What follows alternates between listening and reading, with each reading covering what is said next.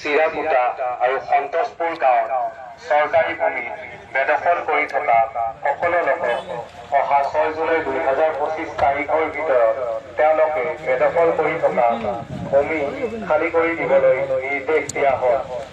আপোনালোকৰ জ্ঞাতাৰ্থে জনোৱা যায় যে উপৰোক্ত সম্পৰ্কত চাপৰ চক্ৰ বিষয়া আজিয়েই যোগাযোগ কৰিবলৈ নিৰ্দেশ দিয়া হ'ল।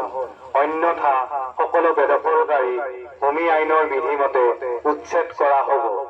জিলা প্ৰশাসন ধুবুৰী।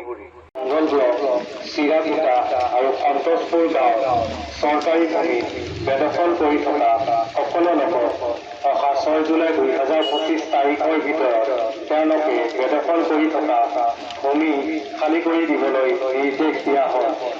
আপোনালোকৰ জ্ঞাতাৰ্থে জনোৱা যায় যে উপৰোক্ত গাঁৱত বাস কৰি থকা ভূমিহীন লোকৰ বাবে ইতিমধ্যে ধুবুৰী জিলা প্ৰশাসনে আথানি চক্ৰৰ বজাৰলগা গাঁৱত 300 বিঘা মাটি সংৰক্ষিত কৰি ৰাখিছে আৰু স্থানান্তৰৰ কাৰণে এককালীন সাহায্যৰ ব্যৱস্থা কৰিছে।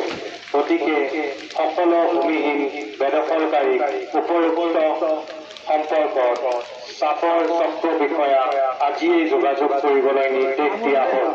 অন্যথা সকলো বেদখলকাৰী ভূমি আইনৰ বিধিমতে উচ্ছেদ কৰা হ'ব।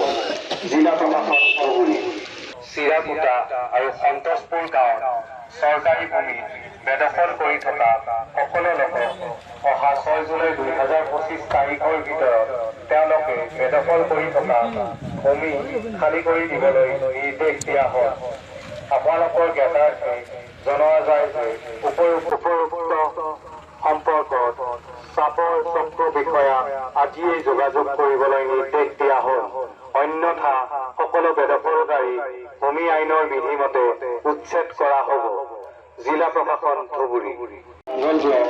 চিৰাকুটা আৰু সন্তোষপুৰ গাঁৱত চৰকাৰী ভূমি বেদখল কৰি থকা সকলো লোকক অহা 6 জুলাই 2025 তাৰিখৰ ভিতৰত তেওঁলোকে বেদখল কৰি থকা ভূমি খালী কৰি দিবলৈ নিৰ্দেশ দিয়া হ'ল। আপোনালোকৰ জ্ঞাতাৰ্থে জনোৱা যায় যে উপৰোক্ত গাঁৱত বাস কৰি থকা ভূমিহীন লোকৰ বাবে ইতিমধ্যে ধুবুৰী জিলা প্ৰশাসনে আথানি চক্ৰৰ বজাৰলগা গাঁৱত 300 বিঘা মাটি সংৰক্ষিত কৰি ৰাখিছে আৰু স্থানান্তৰৰ কাৰণে এককালীন সাহায্যৰ ব্যৱস্থা কৰিছে। গতিকে সকলো ভূমিহীন বেদখলকাৰীক উপৰোক্ত সম্পৰ্কত চাপৰ চক্ৰ বিষয়া আজিয়েই যোগাযোগ কৰিবলৈ নিৰ্দেশ দিয়া হ'ল। অন্যথা সকলো বেদখলকাৰী ভূমি আইনৰ বিধিমতে উচ্ছেদ কৰা হ'ব। জিলা প্ৰশাসন ধুবুৰী।